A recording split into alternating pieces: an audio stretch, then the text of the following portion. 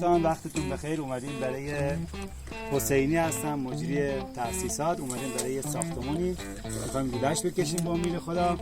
کارمون از همینجا شروع میکنیم. اول جایی که مشکلی ما داریم اینجا این است که کنتوری که اینجا قرار گذاشته شده کنتور به صورت مطلوب نیست. پس ما میخوایم چیکار کنیم؟ میخوایم اینو بیاریم بالا که کنتور هم بالا بیسته، هم بشه بعدا برای تعویضش کارشو انجام بدیم. خب اونجا قطع کن زدیم، کارشو آب و مسدود کردیم. حالا از این طرف یا از این طرف میایم چیکار میکنیم؟ این قسمت هم شما میبینید به دیوار نچسبیده، ما باید بچینیم ببریم عقب‌تر که قشنگ تو دیوار بیاد که فردا استاد سرامیکار که میخواد کار کنه اذیت نشه.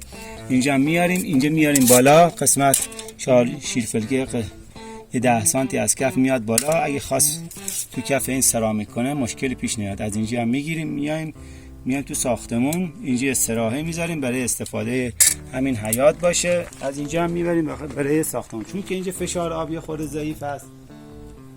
از لوله های 3/4 استفاده میکنیم. این قسمت دستشویی داریم که دیروز اومدیم لوله فاضلابش کشیدیم، کامل انجامش دادیم، درسته رو کار کرد.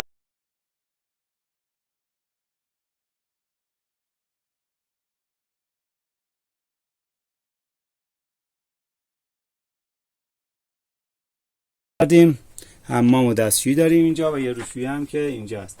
قسمت بیرون هم که قسمت داخل هم که تشریف بیارید میبینید یه آشپزخونه اون گوشه داریم، یه حمام و دستشویی هم این طرفه، یه آشپزخونه کسی ها که میخوایم لوله کشیشو کامل کنیم. انشاءالله تا ظهر کارشو انجام میدیم و بازم فیلم براتون ارسال میکنیم. ممنونم از شما، سلامت باشید. دوستان یه نکته که یادم رفت، اینجا خطی براش کشیدیم، کندیم براش که کلن لوله بیافته تو گودی که فردا روز گرما و سرما خیلی اذیتش نکنه. این قسمت هم که گفتیم چون که فاصله داشت اومدیم چیدیم بردیم عقب‌تر. خب کنتورمون میخوایم اینجوری کار بذاریم چون اینجوری خورده ضایع برای کار کردن اذیت میشه واسه بعدی. از ما میخوایم کنتور رو اینجوری قرار بدیم، سرش هم میدیم طرف بیرون که واسه کار بتونه بخونه، مامور آب بتونه بخونه. اینجوری